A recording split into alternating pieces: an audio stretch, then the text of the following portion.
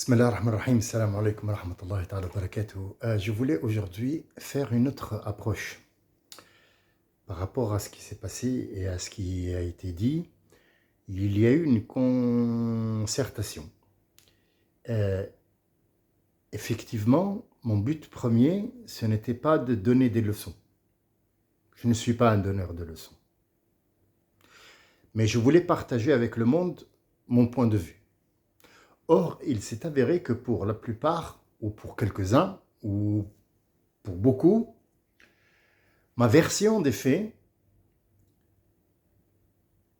mon système de réflexion n'a pas adhéré.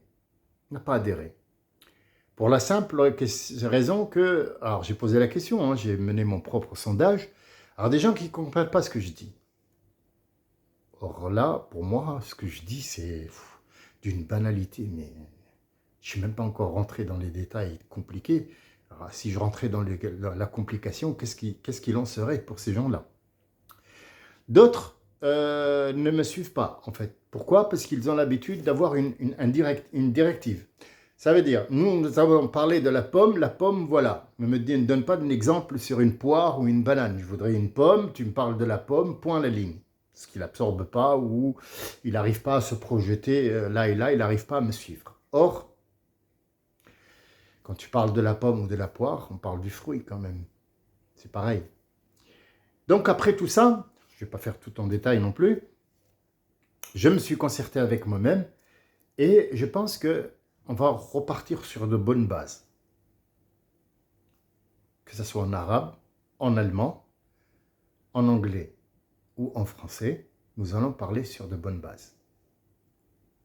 Exemple, alors pour les gens qui me disent « oui, mais tu pars là et là », non, je vais prendre un exemple. Pour construire une maison, ou mettre un meuble, ou mettre une porte, il faut toujours avoir un niveau. La vie est de niveau. Et dans le Coran, à ce que je sais, ce qu'on nous a appris que c'est une vérité, puisque quand j'ai appris, j'ai compris, j'ai appris, il s'est avéré que pour les gens nouveaux, qui n'ont pas eu de rapport avec le Coran, il serait préférable de commencer par le niveau. Où se trouve ce niveau?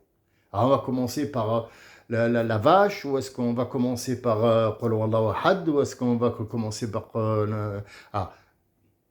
Il y a des petites sourates qui sont bénéfiques pour nous, avec lesquelles on peut faire la prière. Vous savez, la prière avec le Fatiha, ça suffit. Mais le Coran, il faut le lire, comprendre. Notre prophète, alayhi salam, il dit « Iqra'ul Qur'an wa tadabbaru » ça veut dire lisez-le, mais allez chercher à l'intérieur de lui. Allez chercher dans ce Coran parce que vous allez trouver la corne d'abondance. Donc, passons au vif du sujet. Le Coran est partagé en deux. Ah, vas-y, le Coran, on ne va pas appeler ça un livre, mais on va dire que c'est le Coran, d'accord? Parce que pour moi, ce n'est pas un livre. Alors, ce Coran-là, il a quand même 35 ans. Hein? Donc, il est avec moi, ça fait 35 ans. Donc, il est pas d'une grande jeunesse niveau feuille, mais ce qu'il y a dedans n'a rien changé et ne changera pas. Alors, quand vous prenez le Coran, n'importe quelle imprimerie de Coran, n'importe laquelle dans le monde, vous ouvrez au milieu, bien au milieu, mais vraiment, il y a la même page là et là, et vous trouvez Surat al-Kahf, la grotte. La grotte. Pour la traduction, c'est Surat al-Kahf. Al-Kahf en arabe littéraire, ça veut dire la grotte. Pourquoi elle parle de la grotte? On va y rentrer. Pour l'instant, laissez-moi vous parler de sa position dans le Coran. Pourquoi moi je préfère, et attention, je ne donne pas d'ordre et je ne dis pas faites les directives comme ci ou comme ça, mais je vous donne comment moi j'ai réussi à savoir beaucoup de choses. Déjà, quand on dit milieu, on dit équilibre. Même page de ce côté, même page de ce côté. N'importe quel Coran dans le monde qui soit imprimé en Iran, en Arabie Saoudite, en Tunisie, au Maghreb, en France, où vous voulez, n'importe, petit, grand, moyen, vous le trouverez au milieu, vous trouverez la sourate de la grotte. Alors, je ne vais pas l'appeler sourate, on va rester dans le français, je vais l'appeler, pas chapitre non plus, mais je vais l'appeler l'enceinte. L'enceinte. Parce que dans cette enceinte-là, il y a une muraille, il y a énormément de sens. Et dans cette enceinte-là, eh ben, on va tout trouver. De quoi elle nous parle? En gros, quand quelqu'un dit Kahf, on revient toujours à la parole de notre prophète. Il dit, toutes les semaines, lisez le Kahf, c'est bien. Celui qui lit l'enceinte de la grotte, Surat Kahf, l'enceinte de la grotte, il verra plus clair toute la semaine. Alors toute la semaine on travaille, peut-être qu'on n'a pas le temps d'aller à la mosquée, tout ça, et on n'a pas le temps d'ouvrir un Coran, malheureusement, on fait notre prière, mais c'est tout, puis on est fatigué, on va dormir, le lendemain on repart sur d'autres bases, et ainsi de suite. Donc il te dit, une fois par semaine, ouvre et lis cette sourate. Ça ne veut pas dire que tu ne lis pas les autres, mais celle-là, c'est pour te remettre au niveau. Alors qu'est-ce qu'elle dit au début? Elle dit que cette sourate-là, ce Coran qui va être révélé dans cette enceinte-là, dans cette petite muraille-là, celle-là, et précisément celle-là, c'est le niveau. Ça veut dire se remettre au niveau. De quoi elle parle? Elle parle de 5 choses. Il donne 2 exemples, 2 faits, 2 faits et 2 prophètes. Clair? C'est clair. D'accord. C'est tout simple. Hein? Toujours, on est surface. On n'a pas encore plongé. Qu'est-ce qu'il y a encore?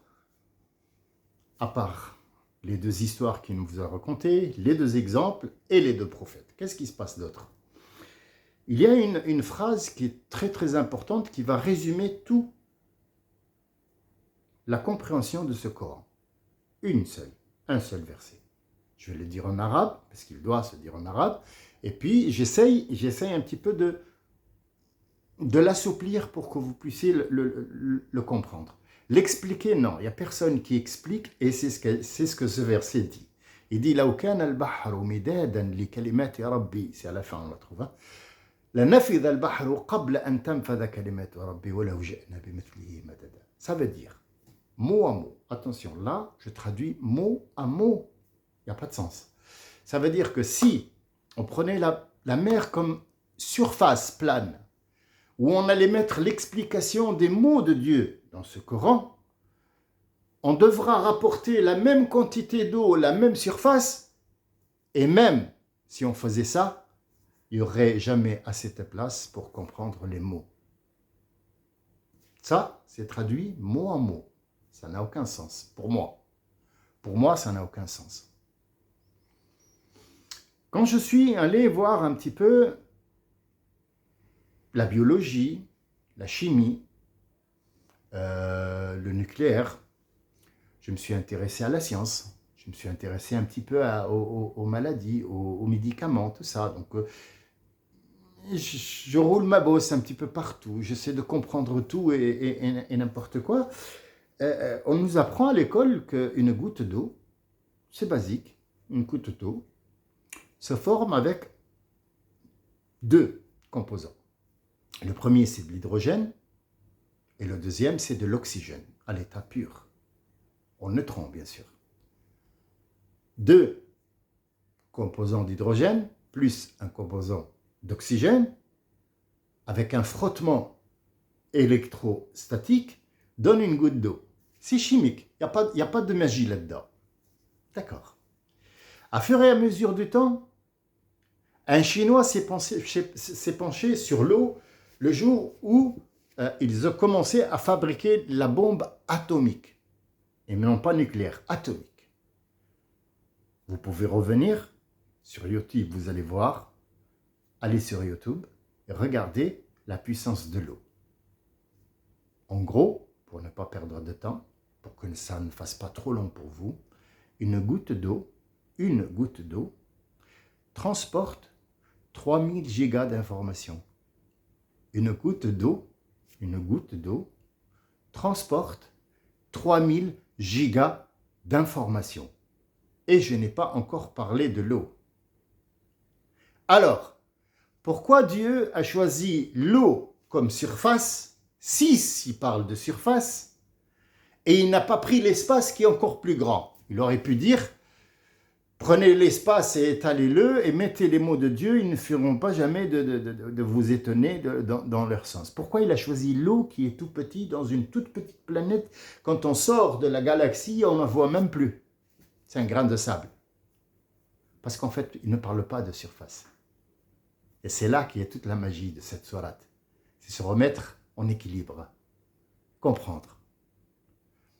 Pour aujourd'hui, j'arrêterai là. Et on rentrera encore plus, un peu plus, on ouvrira encore une porte, en commençant par le début. Je vous ai donné une petite étincelle. Je vous laisse un petit peu l'imprimer. Je vous prie, si jamais vous n'avez pas compris, de me laisser un commentaire. Nous n'irons pas plus loin. Sauf que si je ne vois pas de commentaire et que je vois que ça passe, nous continuons et on en a pour 2 semaines. 2 semaines de 10 minutes à chaque fois pour essayer de comprendre la surface de la sourate d'Al-Kahf, ça veut dire l'enceinte de la grotte. D'ici là, je vous remercie de votre attention et je vous dis à très bientôt. Salam alaikum.